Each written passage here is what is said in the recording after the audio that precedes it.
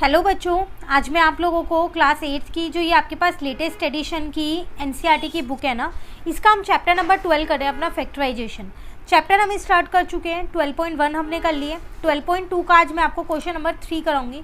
1 और 2 क्वेश्चन हम ऑलरेडी कर चुके हैं, वो चैनल पे अपलोड है। ठीक है, देखिए करना इसमें भी आपको फैक्टराइज ही है। तो मैंने आपको स्टार्टिंग के 2 क्वेश्चन में ही बताया था कि फैक्टराइज हम कई सारे तरीक़ों से कर सकते हैं। आइडेंटिटी से हो सकता है, मिडल टर्म स्प्लिट से हो सकता है, कॉमन लेके हो सकता है। तो बहुत सारे तरीके हैं।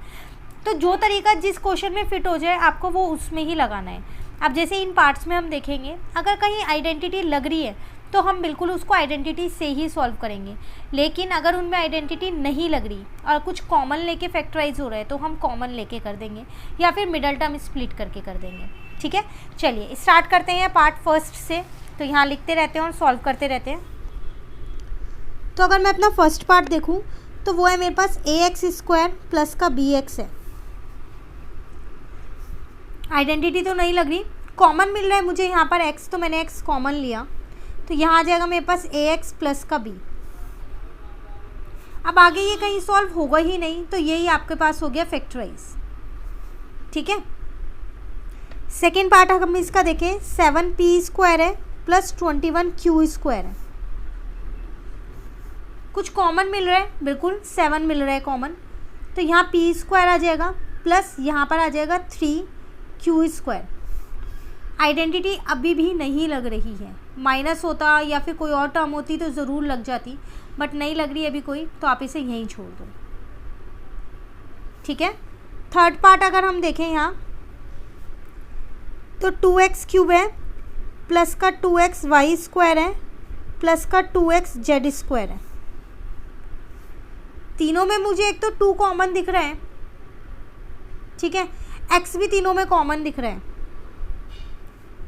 यहाँ तो x² बचा, यहाँ सिर्फ y² बचा, यहाँ सिर्फ z² बचा।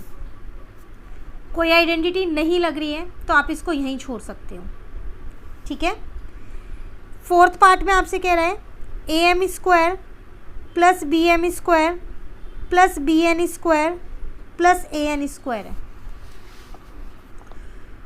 4 टर्म से हैं, पेयर बना सकते हैं। 4 टर्म में तो हमेशा पेयर बना के ही होता है ना, तो इन दोनों का पेयर बना लेती हूँ, m² कॉमन आएगा। इन दोनों का बना लेती हूँ, n² कॉमन आ जाएगा।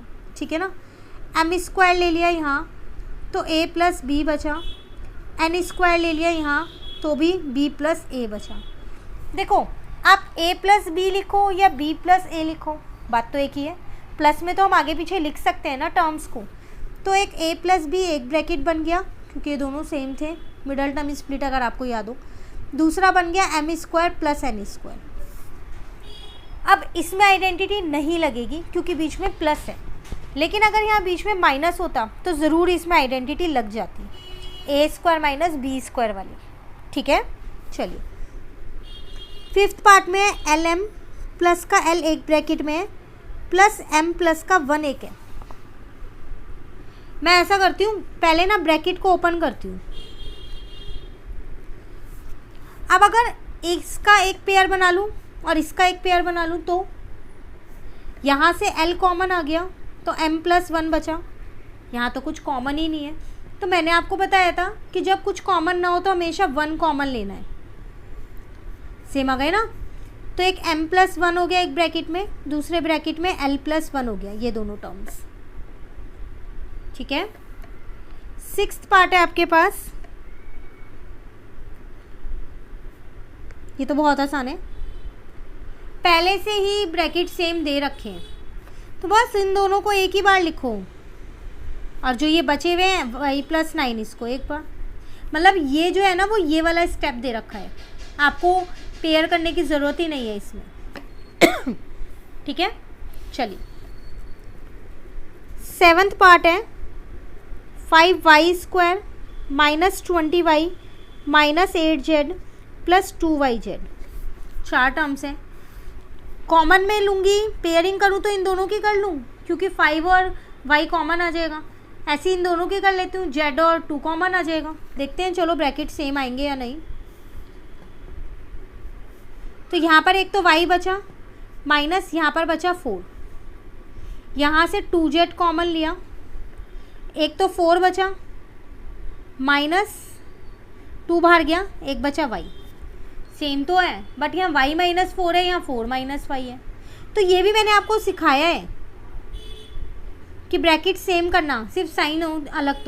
तो ये माइनस का प्लस बन जाएगा, साइन चेंज, और ये टर्न हो जाएंगे, आगे पीछे हो जाएंगे। बाहर वाला साइन चेंज हो जाता है, प्लस का माइनस, माइनस का प्लस, और अंदर वाली टर्म्स आगे पीछे हो जाती है। इसे बोलते हैं माइनस को कॉमन लेना।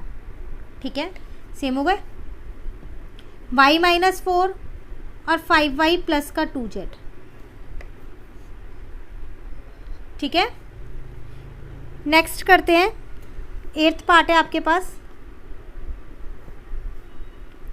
10ab प्लस का 4a प्लस का 5b और प्लस का 2 है।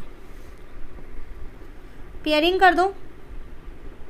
यहाँ से तो मेरे पास 2a कॉमन आ रहा है, तो 5b प्लस का 2 बचा, लेकिन इसमें कुछ कॉमन नहीं है इस पेयर में, तो 1 कॉमन आ जाएगा, तो 5b प्लस का 2 ही बच रहा है।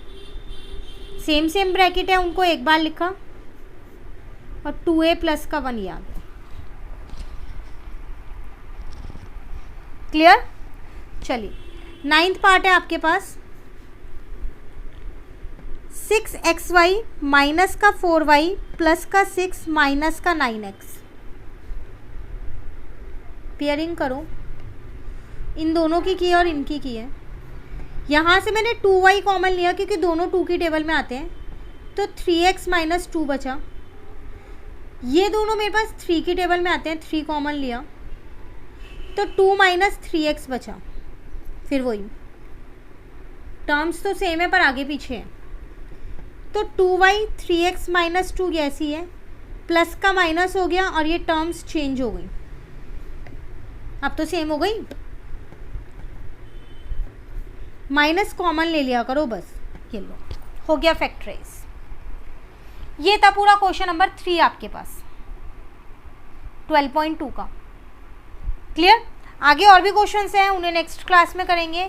इस क्वेश्चन में कहीं दिक्कत लगे कमेंट करके पूछ लेना। एक्सरसाइज बहुत इंपॉर्टेंट है क्योंकि सारे ही क्वेश्चन फैक्टराइज के हैं, पर सब में अलग अलग तरीका है, तो इसलिए मैं एक क्लास में एक ही क्वेश्चन करा रही हूँ ताकि आपको अच्छे से समझ में आ जाए। वीडियो अच्छी लगे तो लाइक ज़रूर करना, फ्रेंड्स के साथ भी इन वीडियोज़ को ज़रूर शेयर कीजिएगा। कहीं दिक्कत हो कमेंट करके पूछ लीजिएगा। चैनल नहीं सब्सक्राइब कर रखा है, जल्दी से सब्सक्राइब कर लीजिए। Thank you.